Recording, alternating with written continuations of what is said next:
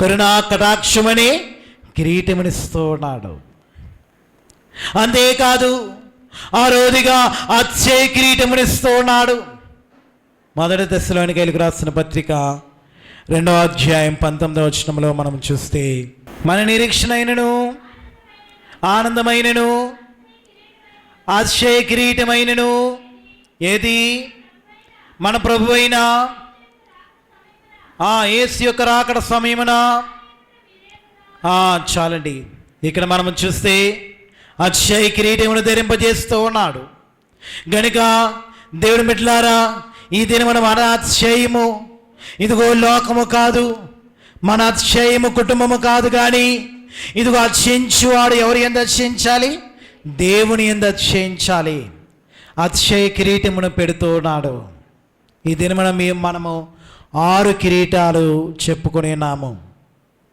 మొదటి కిరీటము జీవ కిరీటము, 2వ కిరీటము వాడబారని మహిమ కిరీటము, 3వ కిరీటము నీతి కిరీటము, 4వదిగా అక్షయ కిరీటము, 5వదిగా దయా కిరీటము, 6వదిగా అక్షయ కిరీటము. ఎన్ని కిరీటాలు మనం ధరించుకొని ఉన్నాము? ఈ దినమున దేవుని సన్నిధిలో ఏ కిరీటము కలిగి నీవు దేవుని సన్నిధిలోనికి వచ్చి ఉన్నావు? దేవుని సన్నిధిలోనికి వచ్చిన వారులారా, వాక్యము ద్వారా ప్రతి ఒక్క కిరీటము మనకు అందించబడుతుంది. వాక్యమనే కిరీటము. దేవుని యొక్క వాక్యము సెలవిస్తున్నది. వాడబారని మహిమ కిరీటము ఎప్పుడైతే నీవు ధరించుకుంటావో అప్పుడు రాకడ విశ్వాసగా నీవు ఎత్తబడతావు. గనుక నీ జీవితము ఇదిగో ప్రభు యొక్క సన్నిధిలో మారు మనసు పొంది రక్షణ పొంది రక్షణ కిరీటమును ధరించుకున్నటువంటి జీవితము రేపు మేఘం ఎక్కాలంటే 7 కిరీటాలు అవసరమై ఉన్నవి. 7 కిరీటాలు ప్రాముఖ్యమై ఉన్నవి. గనుక 7 కిరీటాలను ధరించుకోనండి. ఈ కిరీటాలు ధరించుకోవాలంటే మనకు కావలసినది ఏమిటంటే ఓపిక కలిగి ఉండండి, నిరీక్షణ కలిగి ఉండండి, విశ్వాసము కలిగి ఉండండి, ప్రేమ కలిగి జీవించండి, మెలకువ కలిగి ఉండండి. దేవుని సన్నిధిలో ఇదిగో సిద్ధపడండి, శ్రమలలో సిద్ధపడండి, దేవుని రాకడకు ఆయత్తపడండి. అలాగున కిరీటధారులమైన రాజ్యములో చేరాలి. ఒక దేశములో ఒక రాజు తన ప్రతిమను తయారు చేసుకుని తన ప్రతిమకు నమస్కారము చేయమన్నాడు. ఆ రాజ్యములో అందరూ నమస్కారము చేశారు, కానీ కొందరు ఆ రాజుకు నమస్కారము చేయలేదు. మరి 30 మంది రాజుకు నమస్కారము చేయలేదు. వారంటున్నారు, నా నిజ దేవుడైనటువంటి దేవునికి తప్ప ఎవరికి మేము నమస్కారము చేయము. ఎప్పుడైతే రాజాజ్ఞను ధిక్కరించారో రాజు అంటున్నాడు, మీకు మరణదండన విధిస్తున్నాను. ఎప్పటికైనా తప్పు ఒప్పుకొని నా ప్రతిమకు నమస్కారం చేసిన ఎడల మీరు బ్రతుకుతారు అని సెలవిచ్చాడు రాజు. వారంటున్నారు, రాజా, నా దేవునికి తప్ప మేము దేనికి నమస్కారము చేయమని వారు కరాఖండిగా చెప్పేశారు. రాజు ఆజ్ఞ ఇచ్చాడు, మంత్రిని పిలిచాడు. ఆ యొక్క సైన్యాధికారిని పిలిచి ఈ మంత్రి సైన్యాధికారి 2 పంపి అంటున్నాడు, మీరు వెళ్ళి ఈ 30 మందిని మన రాజ్యమునకు ఉత్తరముగా ఉన్నటువంటి ఆ కొండల మధ్య ఉన్నటువంటి సరస్సులో వీళ్ళని వస్త్రాలు తీసి రాత్రి సమయమున ఆ యొక్క సరస్సులో నిలవబెట్టండి. ఆ రాత్రి కాలమున ఆ కొండల మీద నుండి వచ్చే చల్లని గాలికి వారు బిగుసిపోయి చనిపోతారు. ఎవరైతే నా ప్రతిమకు నమస్కారం చేస్తానని చెబుతారో వారిని మాత్రమే రక్షించనని చెప్పి ఈ యొక్క మంత్రికి ఆజ్ఞాపించాడు. మంత్రి, ఆ యొక్క సైన్యాధికారి, మరొక 2 సైనికులైన వారు ఆ ప్రాంతమునకు వెళ్ళారు. మంత్రి చెబుతున్నాడు సైన్యాధికారితో, ఓ సైన్యాధికారి, నీవు జాగ్రత్తగా చూడు. ఎవరైనా ఇదిగో నేను రాజప్రతిమకు నేను నమస్కారం చేస్తానని చెప్పినప్పుడు నువ్వు వెంటనే వెళ్ళి వారిని రక్షించు అని చెప్పాడంట మంత్రి. వారిని వస్త్రాలు తీసి ఆ రాత్రి సమయమున ఆ యొక్క సరస్సులో నిలవబెట్టారు. ఆ యొక్క సరస్సు మీద నుండి చల్లని గాలులు మొదలయ్యాయి. ఎప్పుడైతే చల్లని గాలులు మొదలయ్యాయో ఆ సరస్సులో ఉన్నటువంటి నీరు గడ్డగట్టుకోవడం మొదలుపెట్టినది. ఎప్పుడైతే ఆ సరస్సు అంతా గడ్డగట్టినది, వీరి శరీరాలలో రక్తము గడ్డగట్టుకుపోయి మొదటివాడు చనిపోయాడు. ఎప్పుడైతే మొదటివాడు చనిపోయాడో ఆకాశం తెరవబడిందంట. ఈ సైన్యాధికారి చూస్తూ ఉన్నాడు.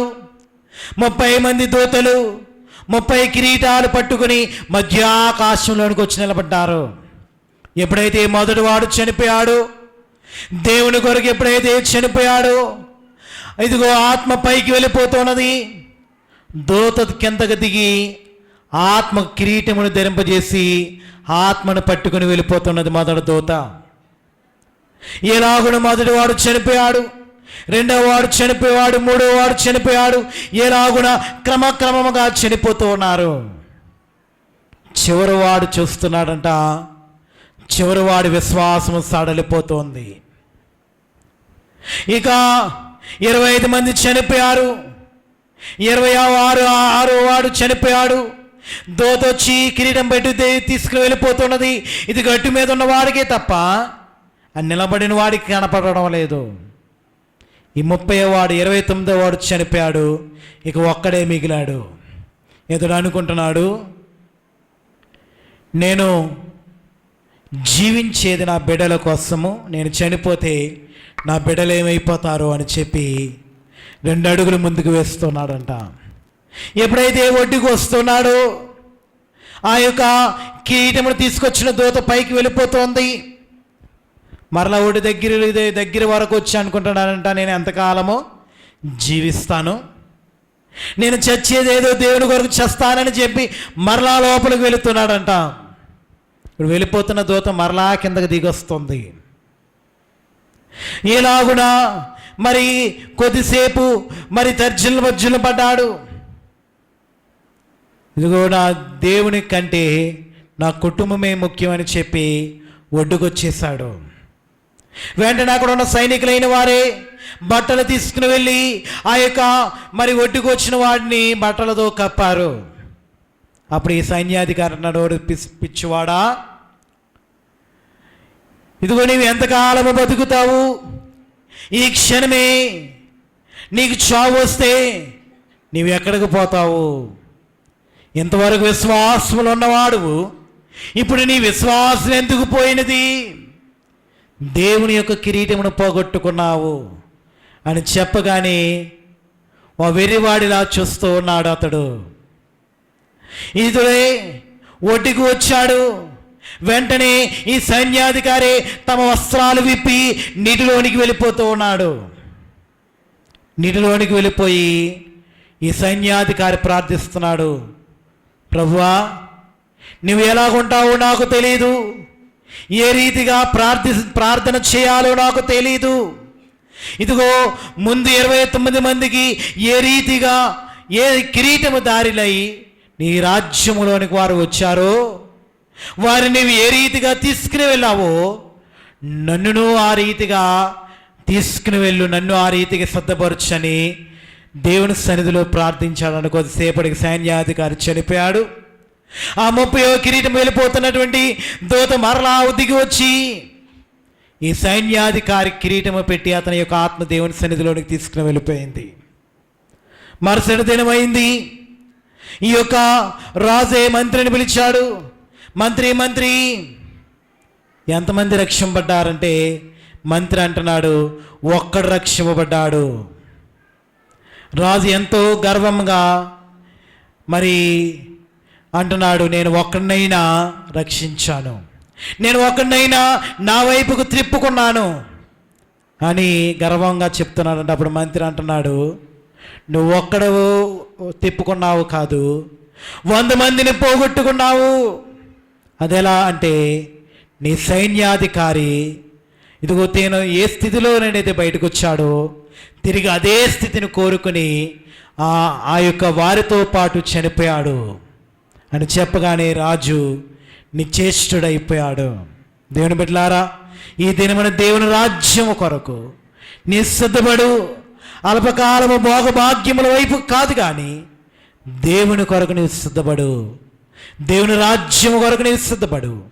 దేవుని యొక్క కిరీటమును ధరించుకుని ఆయన రాజ్య వారసులయ్యే స్థితి నీవు అందుకోవాలి. కనుక అలాగున దేవుని రాజ్యములో దేవుని యొక్క లక్షణాలను కలిగి దేవుని కిరీటదారులై దేవుని రాజ్యములను అడుగుపెట్టగలిగి ధన్యకరమైన జీవితము నేడు వినిచిన ప్రతి ఒక్కరికి ప్రభు అనుగ్రహించునుగాక. దయానిధి అయిన మా తండ్రి, దేవా నీకు వందనాలు, స్తోత్రములు. దేవా ఈ దినమున తండ్రిని బిడ్డలైన వారి విషయములో దేవా మాకు అందించిన వాక్య వర్తమానం కొరకు వందనములు చెల్లిస్తున్నాం. ప్రధాన కాపరి ప్రత్యక్షమైనప్పుడు మీరు వాడబారని మేము కిరీటమును పొందుతురని దేవా నీ దివ్యమైన వాక్య వర్తమానం మా ఎదురుంచిన తండ్రి, నీ వాక్యమును మేము అందుకొనగలిగే సదుబాటును దయచేయండి.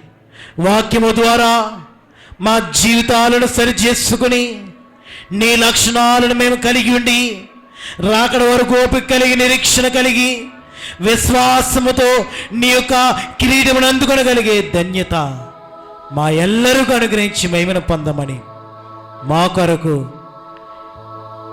కిరీటమును అందించడానికి తన రాజ్యములోనికి చేర్చుకొనడానికి తానే రారాజై దిగివచ్చి ఉన్న యేసు నామమున వేడుకొనొచ్చిన పరమ తండ్రి, ఆమేన్.